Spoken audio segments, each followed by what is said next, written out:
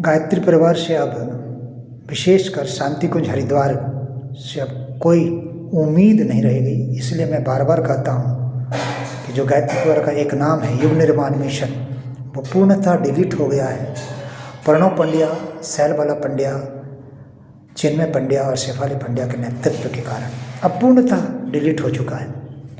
इसलिए गंभीरतापूर्वक जो क्षेत्रीय परिजन है, जो सक्रिय परिजन है, जो निष्ठापूर्वक जुड़े हुए हैं, अब बहुत अनिवार्य रूप से अब इस पर गंभीरतापूर्वक विचार करें और जो बेसिक चीज़ है, जो आधारभूत चीज़ है, जो समाज को हम दे सकते हैं अभी भी, कुछ भी थोड़ा सा, उसमें हम लोग कुछ तो दें समाज को। मैं निवेदन कर रहा हूँ कि जो गायत्री परिवार उद्घोष करता था, नारा लगाता था, मैं भी नारा लगाया करता था, दहेज प्रथा बंद करो, बंद करो, बंद करो।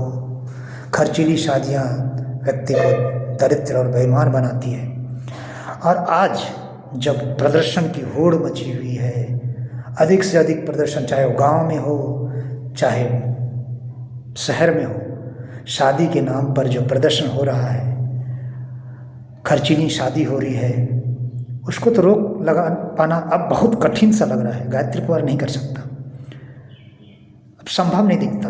और विशेषकर प्रणव पंड्या, शैलबाला पंड्या परिवार के नेतृत्व के कारण, क्योंकि वो गैर कानूनी कार्य करने के कारण इतने जकड़े हुए हैं अपने कुकर्मों के कारण, गुंडागर्दी आदि के कारण, कि जैसे ही वो आंदोलन का रूप देगा, वो कोशिश भी करेगा, पहले तो कोशिश ही नहीं कर सकता है, क्योंकि उन्हें पता है कि जैसे वो प्रयास करेगा वो उसे घेर लेगा, सरकार प्रशासन उसको घेर लेगा, जकड़ लेगा। सरकार के खिलाफ कोई भी आवाज़ उठा नहीं सकता, कोई भी आंदोलन वो कर ही नहीं सकता समाज में, कोई भी कुरीतियों को। तो अब हमें अब क्षेत्रीय परिजनों को ही आगे बढ़ना पड़ेगा। मैं एक शादी में गया था, उसका वर्णन करना चाहता हूँ। एक शादी थी, बारात लगी, उस बारात में मैं भी शामिल था। लगभग 1-1:30 बजे बारात लगी। कुछ खा पी के लोग, अब मजबूरियाँ, मैं तो बहुत पहले खा लिया था, 10 बजे ही करीब, एक मित्र के साथ। बाराती जो लगी, बारात जो सजा, उसके पहले मैंने खा लिया था। अपना ध्यान रखा, स्वास्थ्य का ध्यान रखते हुए, पर अधिकांश लोग बारात द्वार पे लगने के बाद 1-1:30 बजे खाना खाए, फिर सब लोग, अधिकांश लोग सोने चले गए। तो मैं लड़के को लेकर मंडप पर गया और पंडित जी को कहा कि भैया आप चालू कीजिए। तो वे चालू हो गए। मैं चालू जैसे हुआ तो मैं थोड़ा सा आराम करने के लिए, थकान के कारण आराम करने के लिए अपने उस कमरे में चला गया। फिर 1-1:30 घंटे के बाद थोड़ी सी नींद पूरी करके नीचे उतरा तो हमारे रिश्तेदारों ने मुझे घेर लिया और कहा कि मनमोहन, तुम्हारा आना क्या व्यर्थ ही न गया, कुछ तो ये पंडित जी ने कराया नहीं। तो मैंने बोला क्या हुआ? तो देखो, 7 फेरा कराया ही नहीं, जो घूंघट लगाया जाता है भैंसुर के द्वारा, वो हुआ ही नहीं।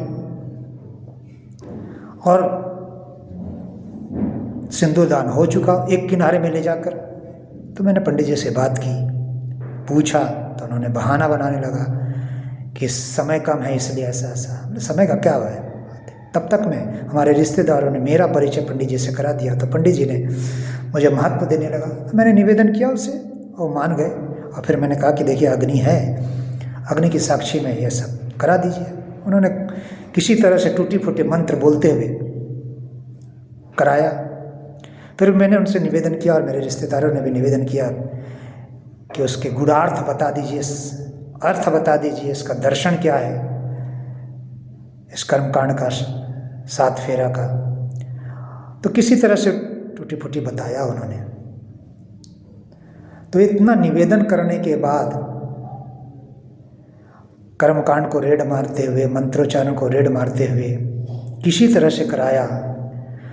तो मैं पूछना चाहता हूँ कि कितने अच्छे पुरोहित जो वास्तव में गायत्री परिवार के हैं, मुझे पता है कुछ लोग अच्छे लोग हैं, पुरोहित हैं, मात्र 0.1% को बुलाया गया होगा।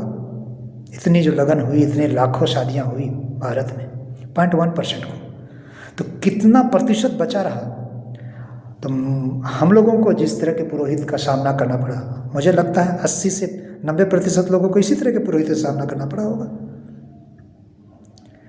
तो हम समाज को क्या दे पा रहे हैं? तो अब इस समय की मांग है कि कम से कम अच्छा पुरोहित तो दें। प्रणव पांड्या ने तो धोखा दे दिया, लोगों से ठग लिया, पैसा ले लिया। देव संस्कृति विश्वविद्यालय के द्वारा कहा था लाखों पुरोहित देंगे, परिवाजक देंगे, वयम चचागृह पुरोहित आदि आदि खूब घोष किया, उद्घोष किया कि हम करने जा रहे हैं 10 साल में। 2002 से कर रहा है, 25 साल हो गया, कुछ नहीं हुआ। तो मैं निवेदन कर रहा हूँ शहरशाह के अरुण जायसवाल जी, विजय काबरा जी हिंगोली के, अखिलेश पांडे जी जोधपुर के, केदार गुप्ता जी जयपुर राजस्थान के, सुशील उपाध्याय जी NCR के, सासाराम के श्री लाल बिहारी सिंह जी आदि आदि लोग सक्षम हैं। सबको प्रशिक्षित कर लोगों को, अच्छे लोगों को जो इस तरह का काम करते हैं उनको तैयार करें, समाज को कुछ दे। लाखों खर्च होता है शादी विवाह में, हजारों लोग इकट्ठा होते हैं इसमें, उसमें भाग लेते हैं, उसमें कुछ तो लोगों को मिले, कुछ तो दर्शन मिले, कुछ तो दिशा मिले, कुछ तो शिक्षा मिले।